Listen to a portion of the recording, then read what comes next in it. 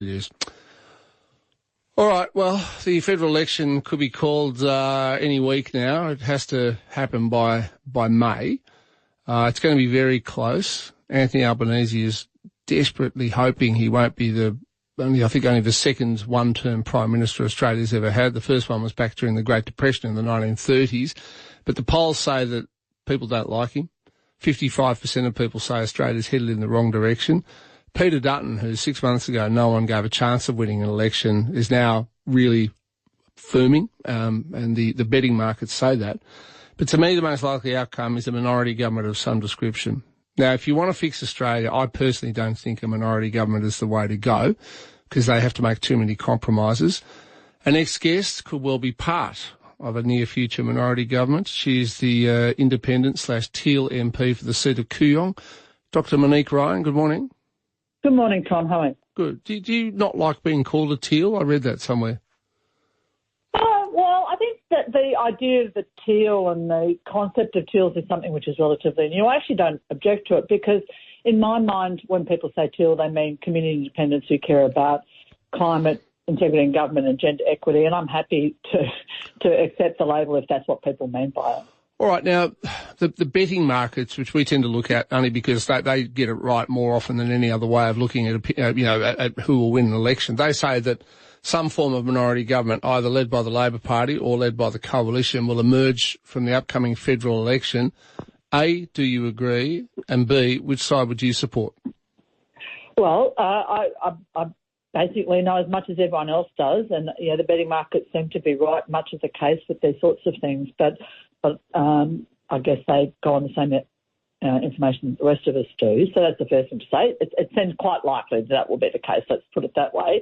And if that is the case, then if I was in a situation where the leaders of the political parties were needing my support, I would talk to both of them about the things that the people of Kooyong have told me that matter to them, which is at this point in time, cost of living crisis, housing, energy prices, and climate. They're the things I'm hearing about every day on the streets of Kooyong, and I'd be looking to the party leaders for mature and well-developed policy about how they're going to deal with those challenges. So you'd have an open mind. You wouldn't dismiss Peter Dutton because you don't like him, or Anthony Albanese for the same reason. You'd assess their respective policies and then make a decision?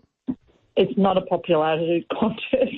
It's an important question about who should lead this country and who's best equipped to do so in the next term of government, but also who has a better vision for our government, who is going to address the housing crisis effectively, who's going to ensure that we have affordable power, energy in 5 or 10 years' time, who's going to give us an answer on rents and the extreme stress that so many people are dealing with right now with their mortgages and grocery prices. I want those answers from the major party leaders. Well, just on those, I mean, the Labor Party has today announced a sort of a copy of the Coalition's policy on housing. They want to ban foreigners from buying established homes in Australia. They say that'll help first home buyers. That's their policy. It's been announced this morning. Is that something you would back? Oh, look, I think it's reasonable to look at the number of people who are buying homes in this country from overseas. Traditionally, it's actually been relatively small. So, and both of the parties seem to have lined up on that point. It's fine. I have no problem with it, but it's not going to make a major difference to the housing market and availability and affordability of housing for most people, especially first home buyers.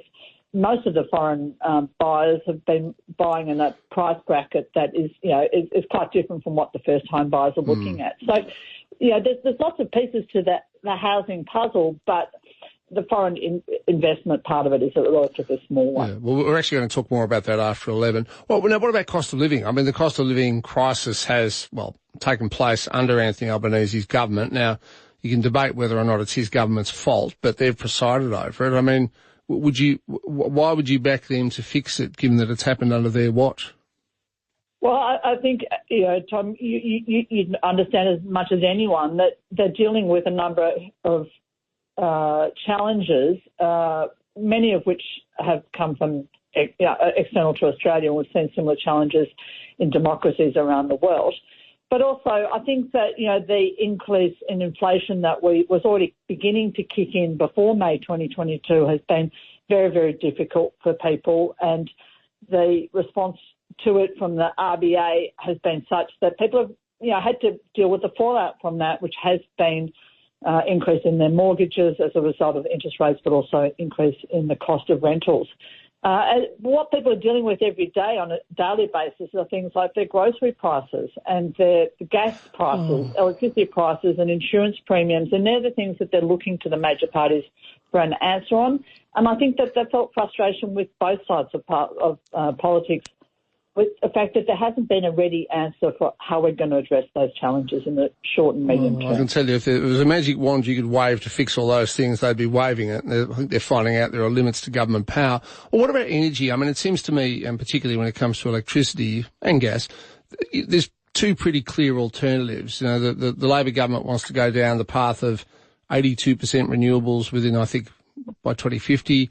The Libs have got a very different policy. They say, no, we'll have government-owned nuclear reactors around Australia. Now, it seems to me you'll have if presented with a choice, it's a fairly clear one on energy. Do you have a thought about which way you would go on that?